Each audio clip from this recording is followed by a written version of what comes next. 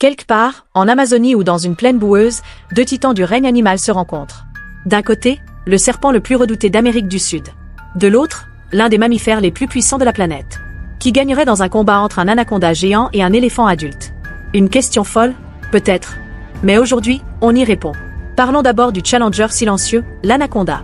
Ce serpent mythique peut atteindre jusqu'à 9 mètres de long. Son poids? Plus de 200 kg pour les plus grands spécimens. Et surtout, il est maître de la discrétion. Camouflé dans les rivières boueuses, il attend que ses proies s'approchent pour frapper. Il n'utilise aucun venin. Son arme, c'est son corps. Une fois qu'il a agrippé sa proie, il s'enroule autour et serre. Encore, et encore, jusqu'à ce que le cœur s'arrête. Les capybaras, les caïmans, les cerfs de taille moyenne, tous sont déjà tombés entre ses anneaux. Mais est-ce suffisant pour abattre un éléphant?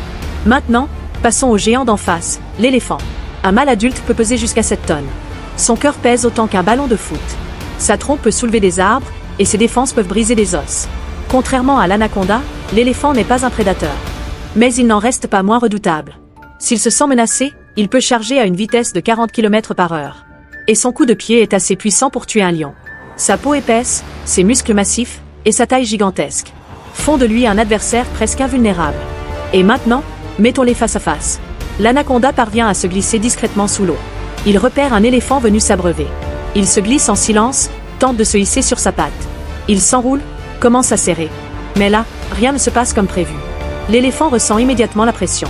Il pousse un barrissement puissant et donne un coup de trompe. L'anaconda est projeté au sol. Il tente de s'enrouler à nouveau, trop tard.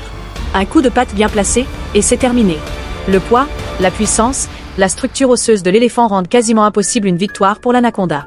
Même s'il arrivait à entourer partiellement sa cible, il ne pourrait pas suffoquer une bête aussi massive.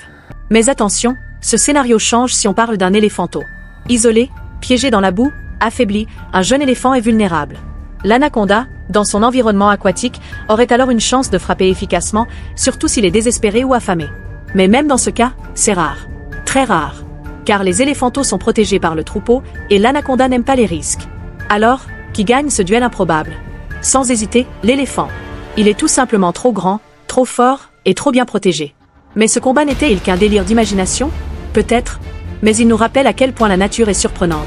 Et que chaque créature, aussi puissante soit-elle, a ses limites et ses forces. Tu veux d'autres combats sauvages? Laisse un like, abonne-toi, et dis-moi en commentaire. Quel serait le prochain face-à-face animalier que tu veux voir?